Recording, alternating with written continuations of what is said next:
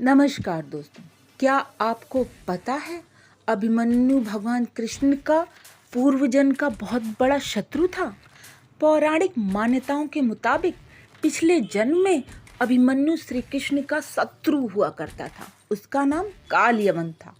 श्री कृष्ण ने चालाकी से उसका वध करवाकर उसकी आत्मा को एक पोटली में बंद कर दिया था।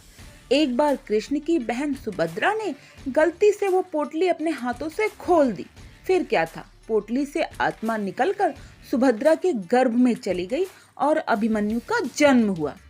अभिमन्यु को महाभारत काल के महान योद्धाओं में से एक माना जाता है। कहा जाता है कि उसके जितना पराक्रमी महाभारत काल में कोई और हुआ ही नहीं।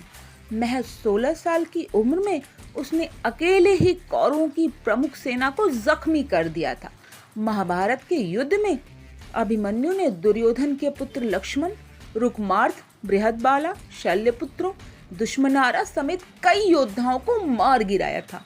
महाभारत युद्ध के 13वें दिन कौरवों ने पांडवों को फंसाने के लिए द्रोणाचार्य की मदद से चक्रव्यूह का निर्माण कराया। उस युग में चक्रव्यूह को भेदकर बाहर निकलने की कला सिर्फ 4 लोग जानते थे: श्री कृष्ण, गुरु द्रोणाचार्य, अर्जुन और प्रद्युम्न। अर्जुन ने सुभद्रा को एक बार चक्रव्यूह भेदने की कला बताई थी। अभिमन्यु उस समय अपनी मां सुभद्रा की कोख में था।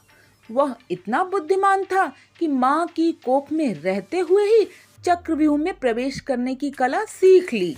हालांकि उस समय सुभद्रा अर्जुन की बातें सुनते सुनते ही सो गई थी, इसलिए अभिमन्यु को चक्रव्यूह में प्रवेश करना तो आ गया था, लेकिन उससे बाहर निकलने की कला नहीं आई।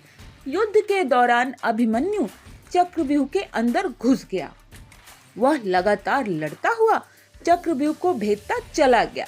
अभिमन्यु ने चक्रव्यूह के 6 चरण पार कर लिए। अब बस 7वें और आखिरी चरण को भेदना था। इसी दौरान उसने दुर्योधन के पुत्र लक्ष्मण का वध कर लिया। इससे दुर्योधन का गुस्सा 7वें आसमान पर चला गया। उसने युद्ध के सारे नियम ताक पर रख दिए और 7 योद्धाओं को एक साथ अभिमन्यु से युद्ध करने भेज दिया। कौरवों ने अभिमन्यु का रथ तोड़ दिया और ताबड़तोड़ वार करते गए। अभिमन्यु ने भी हार नहीं मानी। वह रथ के पहिए से खुद को बचाते हुए युद्ध करने लगा और अपनी आखिरी सांस तक लड़ा। हालांकि कौरव अपनी चाल में कामयाब हो गए और अभिमन्यु की मृत्यु हो गई। तो ये थी महाभारत से जुड़ी हुई एक और मज़ेदार घटना। ऐसी ही मज़ेदार घटनाओं के बारे में जानने के लिए प्लीज़ मेरे चैनल को सब्सक्राइब करें।